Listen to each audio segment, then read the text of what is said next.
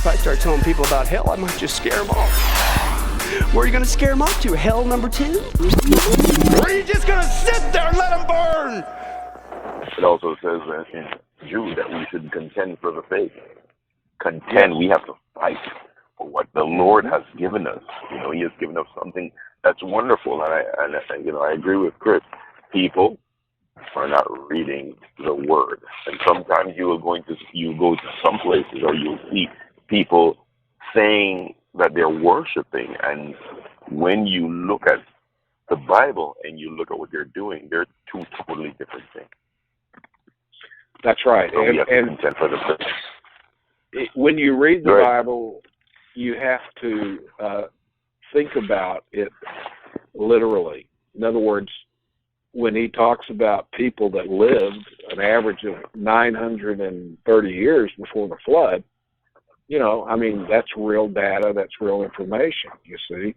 And it was part of the curse to shorten the lifespan, because it says every thought of man's heart was only evil continuously before the flood.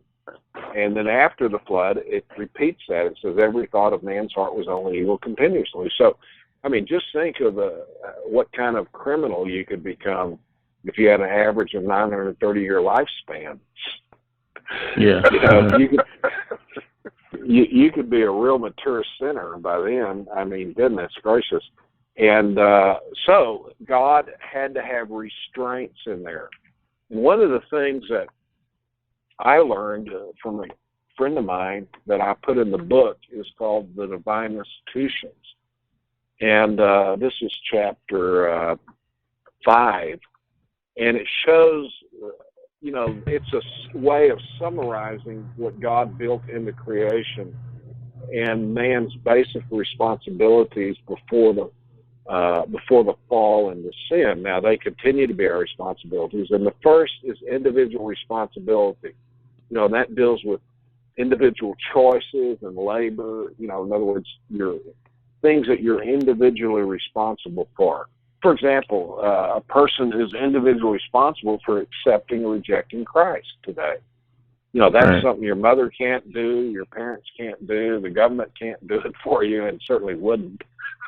But nevertheless, so you have that. Then you have, secondly, marriage, male and female. See, God designed marriage. God had the first wedding ceremony, and that is where sexuality was designed to function.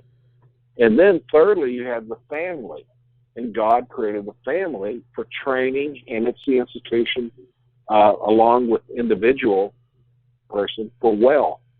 And so that's supposed to pass on to the next generation.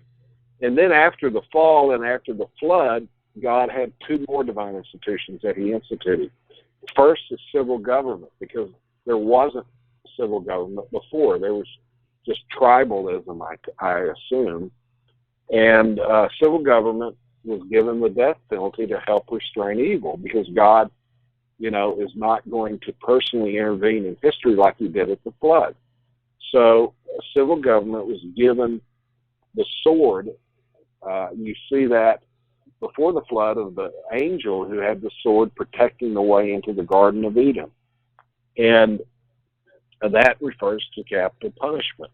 And that is supposed to keep society from becoming so bad, that it becomes chaotic.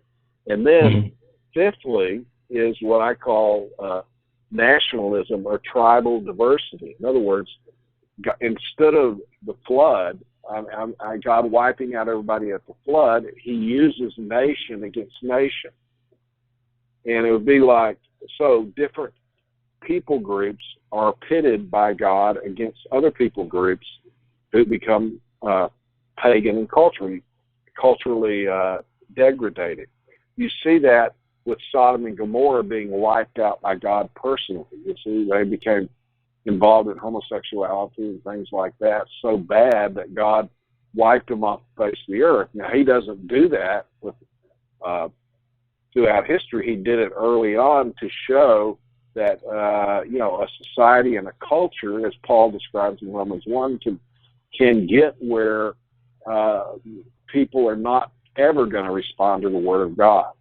And so he uses, for example, World War II is a clear example of Germany becoming so dictatorial and spreading that God used the Western Alliance, United States and others to defeat the Nazis, you see, to maintain some degree of stability.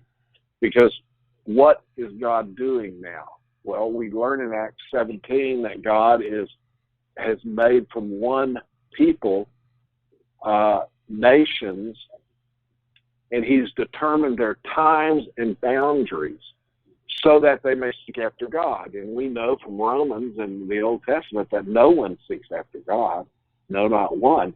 So God is determining the rise and falls of nations when they, to maximize the preaching of the gospel. And so these are just some principles that we were able to summarize and lay out.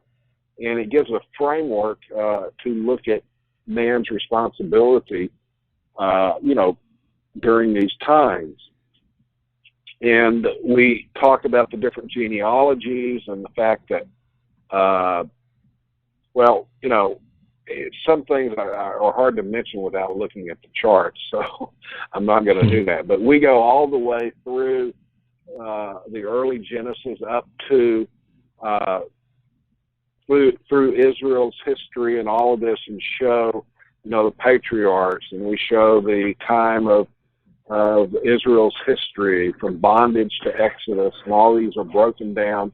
And like I said, we have one master fold-out 38-inch chart in the front of the book that gives you a visual idea of the sweep of entire history from eternity past to eternity future. And, for example, we have a timeline on the nation of Israel and the different books of the Bible, the conquest and chaos theory, we break them down, the Old Testament prophets and all of this. And it's just real good information, I think, to have available, and it's coffee table type book, that you can put on your coffee table, a hardback. And it also includes the prophetic aspects in the future, of what's going to happen in the future. We have a thing on the intertestamental period, the life of Christ, and a chronology of the New Testament church is found in the book of Acts. We have a timeline for the book of Revelation, how that's going to play out, and all of these kinds of things. So that's what this book is about. If you like our videos, don't forget to hit the subscribe button and the notification bell to get all our frequent updates.